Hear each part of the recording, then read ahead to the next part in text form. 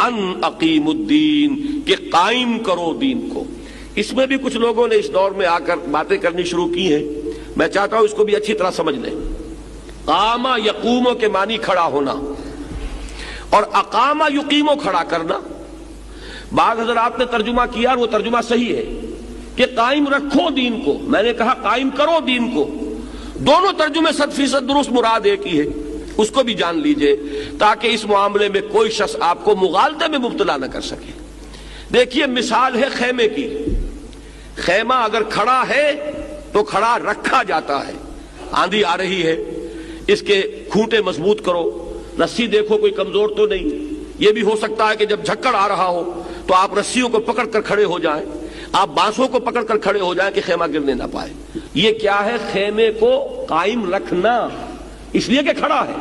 اور اگر خیمہ گر جائے تو سیدھی بات کیا ہوگی؟ اب رکھیں گے کس چیز کو؟ وہ تو گر چکا۔ اب ترجمہ ہوگا قائم کرو، اس خیمے کو قائم کرو اور پھر قائم رکھو۔ یہ دو چیزیں ہیں کہ جن میں مفہوم کے اعتبار سے، مراد کے اعتبار سے کوئی فرق نہیں، یہ صرف ماحول کے اعتبار سے فرق ہوگا۔ فرض کیجئے کوئی شخص پیدا ہوا ہے خلافت راشدہ میں، دین قائم تھا کہ نہیں؟ اب وہ قائم کرے گا کس چیز کو؟ دین تو قائم ہے، اب اس کا فرض کیا ہوگا؟ دین کو قائم رکھو۔ جو کام کیا حضرت ابو بکر صدیق نے، آندھیاں آئی تھی کہ نہیں آئی تھی؟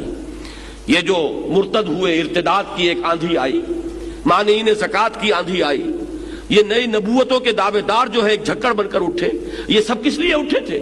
کہ وہ دین جو قائم کر دیا تھا محمد رسول اللہ صلی اللہ علیہ وسلم نے 23 برس کی محنت شاقہ کے نتیجے میں، جو پورے نظام زندگی کے اوپر اللہ کی اطاعت غالب کر دی تھی، اب وہ چاہتے تھے کہ کسی طریقے سے اس خیمے کو گرا دیں، اس دین کو پھر زمین بوس کر دیں، یہ دین پھر پامال ہو جائے۔ وہ جو حالی نے کہا ہے کہ پستی کا کوئی حد سے گزر نہ دیکھے، اسلام کا گر کر نہ ابھر نہ دیکھے، مانے نہ کبھی کہ بد ہے ہر جزر کے بعد، دریا کا ہمارے جو اتر نہ دیکھے۔ تو کوششیں ہوئی کہ نہیں ہوئی؟ اس وقت حضرت ابو بکر کی وہ آہنی عزیمت تھی کہ جو اس دین کو قائم رکھنے کے لیے سامنے آ گئی ہے۔ تو یہ جان لیجئے کہ خلافت راشدہ میں دین کو قائم رکھا گیا، نہ یہ کہ قائم کیا گیا۔ قائم کیا تو محمد رسول اللہ نے صلی اللہ علیہ وسلم، انقلاب عظیم جو آپ نے برپا کیا۔ اب اس کے بعد جو ہے، جو آج ہمارا حال ہے، وہ جو ابھی میں حالی کی زبان سے اپنا حال آپ کو سنا چکا ہوں، وہ کیا ہے؟ دین جو ہے زمین بوس، پامال۔